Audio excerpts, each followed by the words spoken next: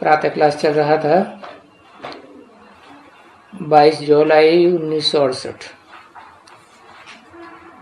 सोमवार को छठी पेज के मध्यार्ध में बात चल रही थी कि भक्ति मार्ग वालों के ऊपर तुम कोई विश्वास नहीं कर सकते हो, कान बंद उनकी बातों सुनने से। अभी तुम किसको कहो कि बाप ने हमको कहा है, supreme soul heavenly God father ने, कि ये ज्ञान है, बाकी सब मनुष्यों के द्वारा सुनाया हुआ अज्ञान है। भक्ति का कभी नाम सुना है? ज्ञान भक्ति वैराग। ज्ञान मिलता है तो भक्ति से वैराग आ जाता है, क्योंकि भक्ति अंधश्रद्धा युक्त होती है। साक्षात्कार हुए, स्वप्न आया, अरे साक्षात्कार और स्वप्न का कोई प्रूफ प्रमाण होता है क्या? सारी अंधश्रद्धा है। तो तुम देखो, भक्ति भक्ति कहते हो और उसे अंधश्रद्धा युक्त भक्ति को बंद करते तो वो उनको इंसल्ट लगेगा। तो ये बात भी हम डायरेक्ट कह नहीं सकते हैं, तो हम उनको समझाते हैं कि तुम सभी हैं मनुष्यों की मत पर, क्योंकि जो शास्त्र ढेर के ढेर लिखने वाले हैं वो ढेर के ढेर मनुष्य गुरु ऋषि मुनि हुए। दाढ़ी मूछ वाले थे ना, तो दाढ़ी मूछ विकारी मनुष्यों को होती है कि क्लीन शेव देवताओं को होती है? अरे देवताओं ने तो कभी शास्त्र लिखे ही नहीं, और स्वर्ग में तो शास्त्र वहां होता ही नहीं। तो जरूर पीछे बाकी मनुष्य और देवताएं तो शास्त्र पढ़ते ही नहीं है।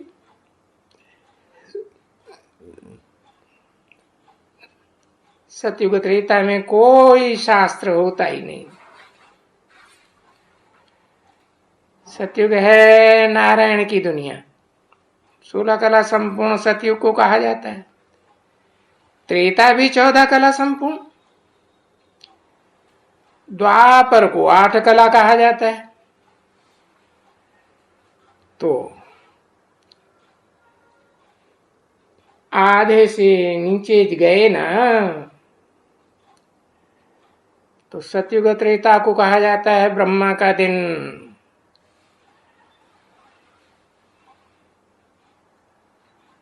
आधा कल्प,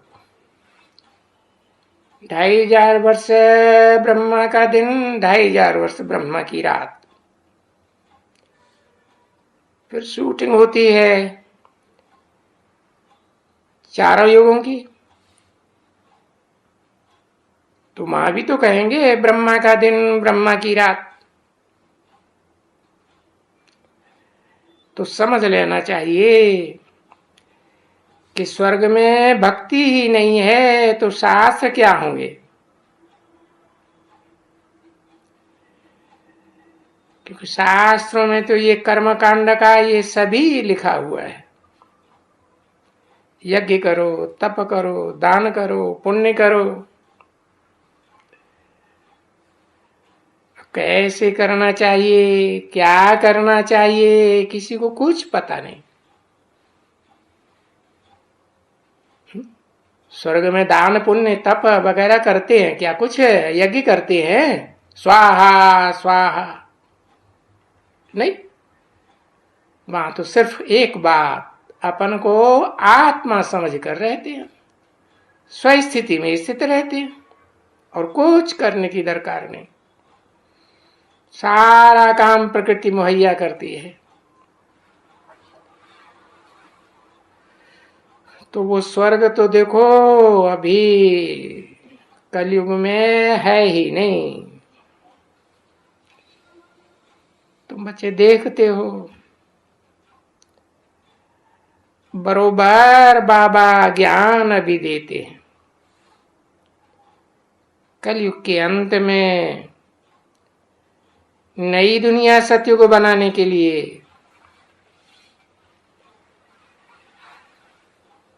अभी हमको शास्त्र तो बहुत पढ़ाए गए, और बाप ने बच्चों को समझा दिया है। कोई कभी पूछता है कि तुम शास्त्रों को नहीं मानते हो, वेदों को, ग्रंथों को, गीता को, किसको भी नहीं मानते हो? पूछे तो बोले वाह, हम तो जो भी यहां मनुष्य मात्र हैं है, उन मनुष्य मात्रों के मुकाबले हम है सबसे जास्ती शास्त्र पढ़े। हमने बहुत भक्ति की है। भक्ति का फल भगवान आके ज्ञान देते हैं। तो तुम बताओ, इस शास्त्रों को, गीता को हम नहीं मानते हैं। बाकी हाँ,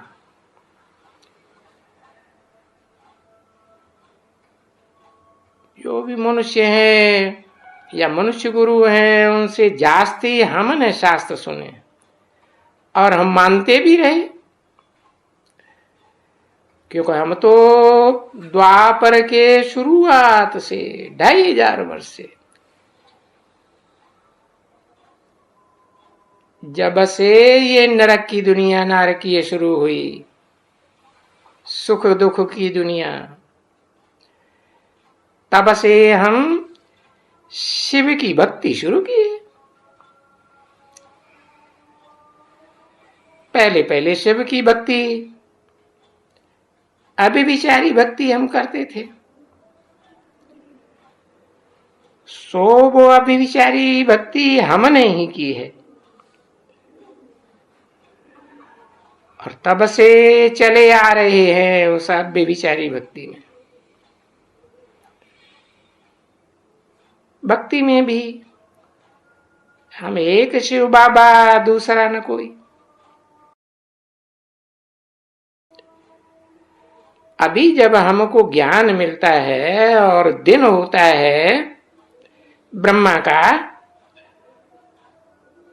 और ज्ञान से सदगति होती है, क्योंकि ब्रह्मा ने बड़ी, मां माने मां। इस संसार की जो बड़े से बड़ी मां है, जिसे शास्त्रों में दाढ़ी मूछ वाला पुरुष के रूप में दिखाया है, उसको ज्ञान मिलता है ईश्वर से, जो है ऊंचे से ऊंचा करता। क्या करता है? निराकार है तो निराकारी ज्ञान ही सुनाएगा ना। तो अभी जब हमको ज्ञान मिलता है और फिर दिन होता है सतयुग त्रेता, जहां सुख ही सुख होता है, दुख का नाम निशान नहीं। 2500 वर्ष। और मिलता कैसे है? जीवन में रहते सुख ही सुख, उसको कहेंगे जीवन मुक्ति। वो जीवन मुक्ति मिलती है ज्ञान से, ज्ञान से सदगति होती है। मनुष्य ढेर के ढेर मनुष्य गुरुओं के शास्त्रों से लिखी हुई पुस्तकों से सदगति नहीं होती है, एक बाप से सदगति होती है।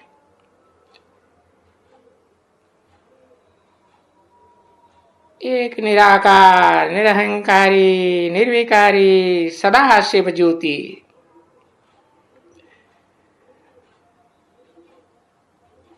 वो आकर के जब ज्ञान देते हैं तो उसे एक के ज्ञान से सदगति होती है। बाकी तो हम 2500 वर्ष से इस जन्म तक भी, लास्ट जन्म तक भी भक्ति में चले आ रहे हैं। अभी जब हमको ज्ञान मिलता है और दिन होता है और उस ईश्वरीय ज्ञान से, ईश्वर तो एक है ना, गॉड इज वन, तो उस एक के ज्ञान से सदगति होती है। फिर हम अनेकों में क्यों जाएं? तो इस दुनिया के अनेक मनुष्य गुरु अंधश्रद्धा युक्त भक्ति की बातें बताते हैं, उसका क्या हम करेंगे? तो कल हम भक्ति करते थे, आज नहीं करते।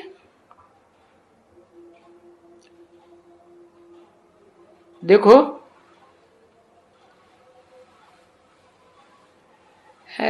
कल कोई यहां बच्चा जाते हैं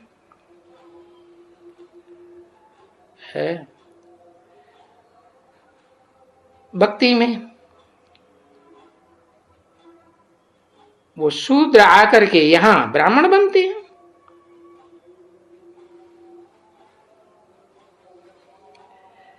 तो कहेगा ना, सब भक्त कहेंगे यहां आने वाले, अरे कल तक तो हम भक्ति करते थे, हम वेद उपनिषद शास्त्र पढ़ते थे, मंदिर में जाते थे, मंदिर से कोई लौटता है तुम्हारे पास आके तुम्हारे यहां आश्रम में खड़ा हो जाता है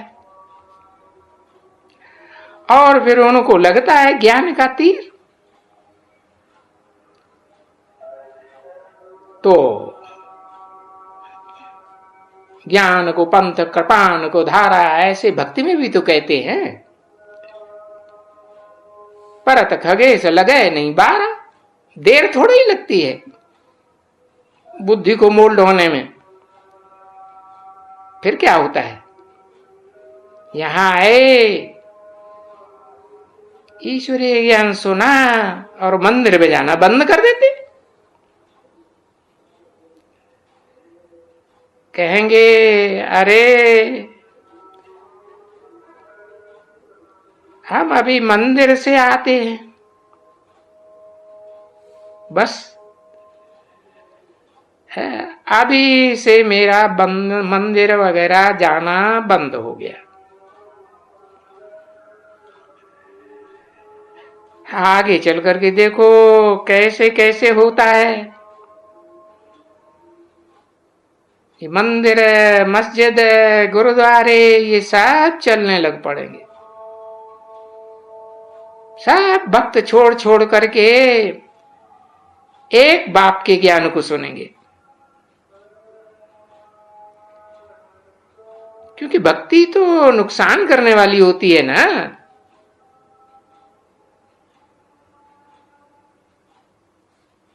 क्यों? क्योंकि अंधश्रद्धा की बातें सुनाते हैं। अंधश्रद्धा से तो दुख होता है ना। श्रद्धा विश्वास अच्छी चीज है, और भगवान तो दुख हरता, सुख करता है। ज्ञान का सागर, सुख का सागर कहा जाता है। भगवान को कोई दुख का सागर कहता है क्या?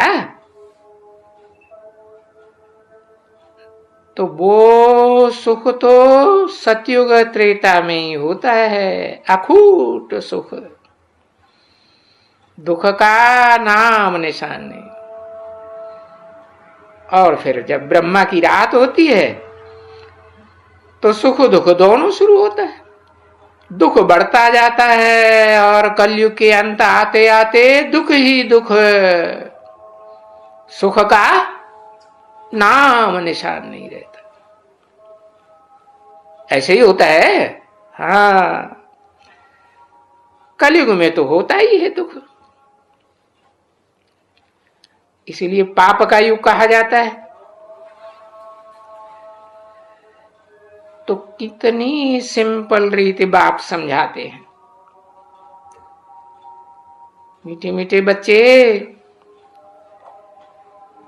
पहले तो अपन को आत्मा निश्चय करो। मूल बात ये है जो आज तक कोई ने तुमको नहीं बताई होगी भक्ति मार्ग में, या कोई भी भक्ति के गुरु ने। ये तो एक ही बाप है, ऊंचे ते ऊंचा करतार। वो ये मूल बात बताते हैं कि तुम भ्रकुटी के मध्य में ज्योति बिंदु आत्मा हो। आत्मा चैतन्य है। चैतन्य आत्मा की शक्ति सारे शरीर में काम करती है।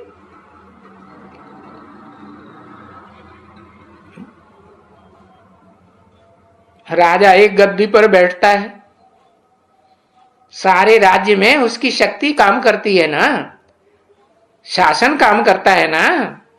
ऐसे ही आत्मा भ्रकुटी के मध्य में बैठी है। तभी तो बैठ करके याद कर सकते हो ना कि हम आत्मा हैं,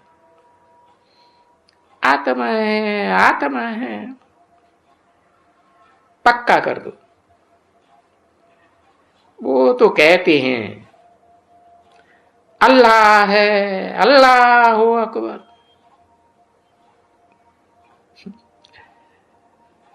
और तुम्हारे पास तो शिक्षा है कि नहीं है? आत्मा की शिक्षा है, पूछो उनसे। वो तो कहते हैं अल्लाह हूं। अरे आत्मा तो आत्मा, मैं आत्माओं का बाप अल्लाह हूं। वाह, तुम्हारे पास शिक्षा है कि नहीं? ये जो आजकल के गुरु किए हुए हैं ना, बहुत ही मुल्ला मौलवी, बहुत ही मुसलमान है, तो वो क्या इनको सिखलाते हैं? यही सिखलाते हैं अल्लाहू अकबर।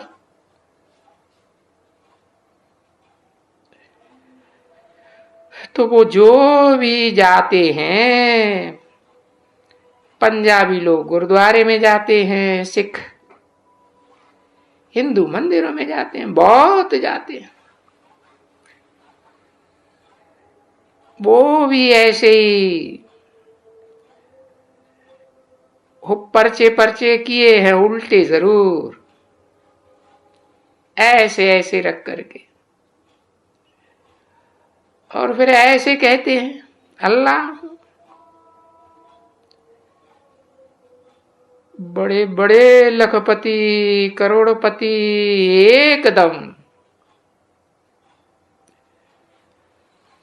और फिर तुम बच्चों को क्या करना है?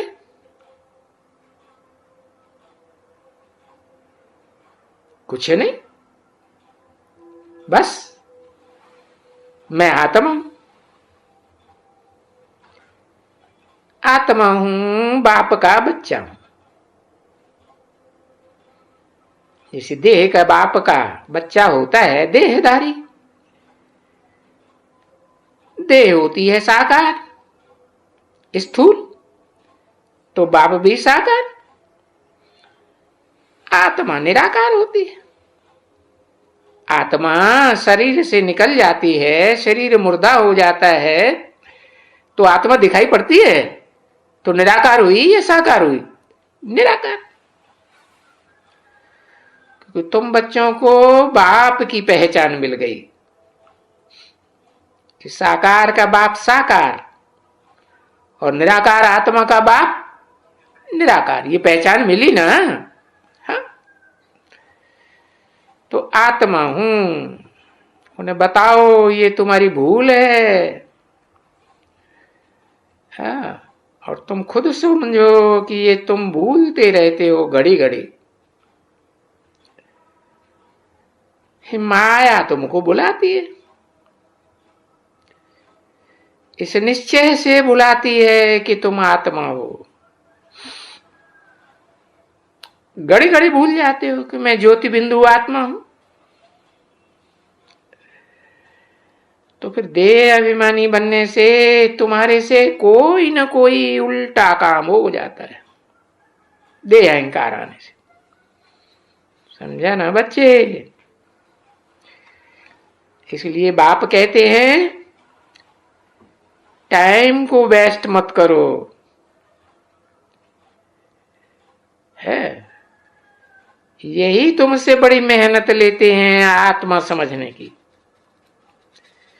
क्योंकि इसी में लड़ाई होती है। ये भूल मत जाओ कि मैं आत्मा हूं, नहीं। क्योंकि एक तो तुमको आत्मा को बाप ने अडॉप्ट किया, आत्माओं का बाप है तो क्या अडॉप्ट करेगा? तुम्हारे शरीर को अडॉप्ट करेगा? है, तुम्हारी आत्मा को स्वीकार किया। तुम आत्मा हमारे बच्चे हो, देवान में रहते हो तो हमारे बच्चे नहीं हो। और बच्चे भी हो आत्मा रूपी ज्योति बिंदु स्टार मिसल, तो तुम स्वर्ग के मालिक बनने वाले हो। क्योंकि वहां स्वर्ग में तो जो भी होंगे देवताएं, वो तो अपन को क्या समझेंगे, क्या देखेंगे, और दूसरों को भी किस रूप में देखेंगे? आत्मा रूप में देखेंगे ना।